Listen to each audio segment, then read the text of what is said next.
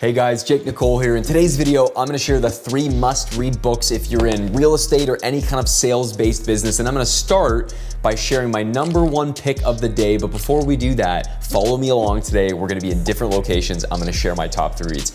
Book #1 is the MREA. This is known as the Red Book in Real Estate. It is the Bible of understanding sales, metrics, systems that you need to be tracking. What are the KPIs you should have? And the reason this book is so important to read is because it really helped me realize that real estate is predictable. If you check the numbers of leads generated, that goes to appointments, that goes to actual contracts, that leads to closes, when you know how much revenue it is you want to do, you can then break that down and go, well, what's the average commission in my city? What's the average actual income from that commission? How many houses do I need to sell in order to get those houses? How many contracts do I need to have? How many leads do I need to generate? Appointments do it's all math. And that book will help you break that down, as well as all the thinking systems of how to think to earn $1 million, how to actually go out and earn $1 million, how to net $1 million, and how to make $1 million where you're not even involved. Now, today's a crazy busy day. We got the whole team showing up in just a few minutes. We're gonna have our team meeting. Then after that, I'm gonna go hit the road and I'll share my second book with you. Come follow along.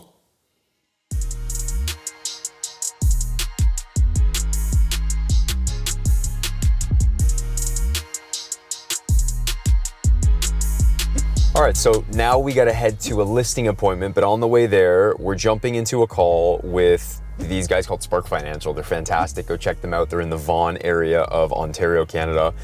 And we're hopping on this meeting because we are planning to open up a location at some point here in Florida. And these guys happened to meet at this amazing event where we were filming something for like the HGTV $1 Million Listing Canada.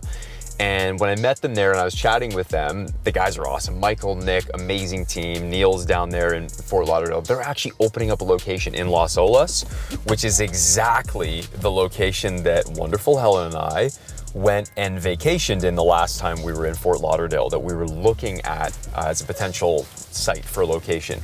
You got guys in the area like Patrick Bet-David with Valuetainment. Everything going on in that area of Florida is awesome. Your minutes down the highway to Miami. You're also close on the interstate to Hollywood. Like Las Olas is kind of in the center. There's Fort Lauderdale. You're just near all these really great areas where there's a really good saturation of real estate that's highly valuable. So we're gonna jump on this meeting, chat with these guys, get some ideas. I got a whole list of questions I'm gonna blast with them. And then we got Sebastian and me driving around and we're gonna go to the new listing. How you feeling, buddy? Feeling good. Awesome. Just flip this on you for a second. How you feeling over there, man? You feeling good? Let's go, man. Let's go. Let's go. Got the sunglasses. We're going through that intersection back there, and I pulled out into the intersection. The car in front didn't have its turn signal on to turn left, so I waited because I was like, oh, maybe they're just gonna drive straight through the intersection. As I'm waiting and didn't pull further into the intersection, another car goes through the red light and almost crashes into us. And I had Harvey behind me in the seat. Like one of those truly a God moment where if that other car had signaled, I would have just pulled out and they would have smoked us. And just some lady drove right through the intersection, wasn't even looking. It's crazy. Wow. So it's a good reminder too that lots of people just aren't paying attention when they're driving, right? They're thinking about themselves, they're on their cell phones, they're distracted. And even if you're doing a good job driving, it just takes one person who's not paying attention to change your life pretty quick. So it was wild, man. That's crazy. Yeah, crazy. But while we're waiting for this meeting to start, I'm gonna give you guys book #2 that I recommend, which is the book Exactly What to Say. And there's a couple versions of this. So Phil M. Jones, the author of this book, has written a couple versions. He's turned this into a whole series. One of them is called Exactly What to Say for Real Estate Agents. And the other book is just called Exactly What to Say. And you can use it in any profession. My recommendation is that you go and you read both of them or any of those ones that you can put your hand on. You're gonna notice there's a good amount of overlap, but here are a few of my takeaways. #1, using the phrase open-minded. So an example would be when you're talking with a client, you say, and I don't exactly use the word minded, but I'll use the word open. I'll say, would you be open to me sending you searches that match the criteria you were just mentioning? And the question's so powerful because when you're asking it, you're asking if they'd be open, whereas the alternative means that they would say they're not going to be open to it. So really good question. The second one that I'll use absolutely all the time is, when would be a good time?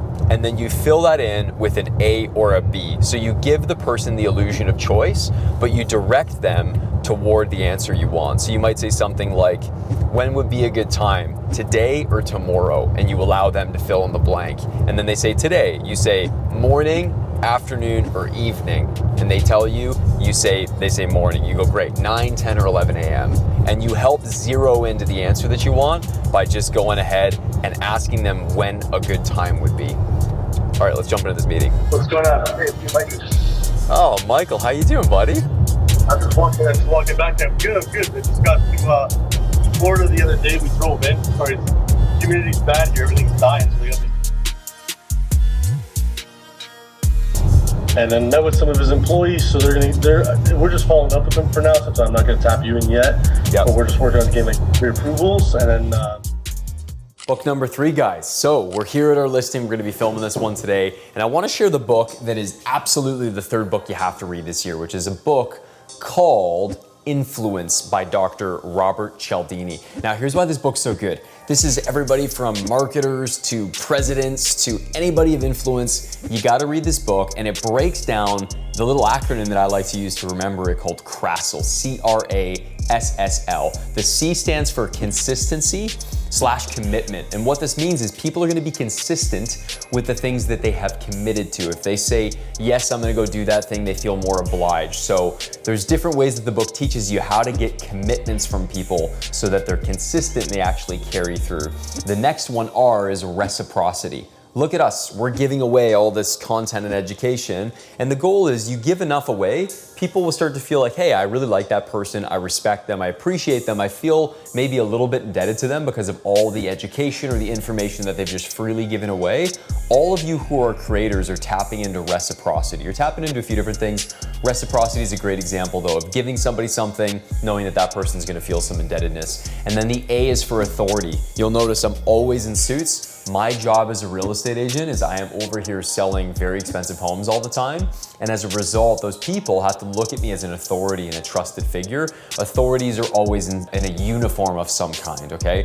Policemen, firefighters, scientists, doctors, you name it, they're in a uniform, and that creates a level of respect and trust for the authority.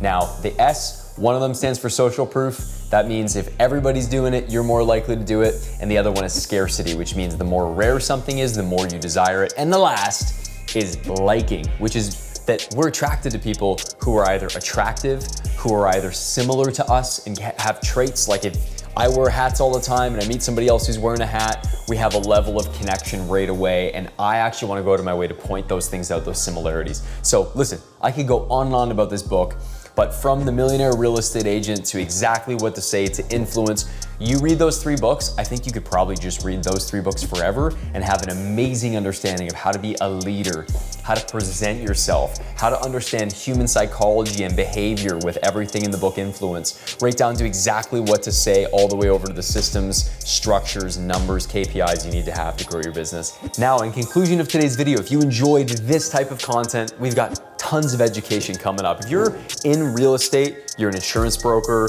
you're working on anything related to sales, having strategies around building systems, this is a channel you're gonna love. My name's Nicolle. See you in the next one. Cheers. Just about that property.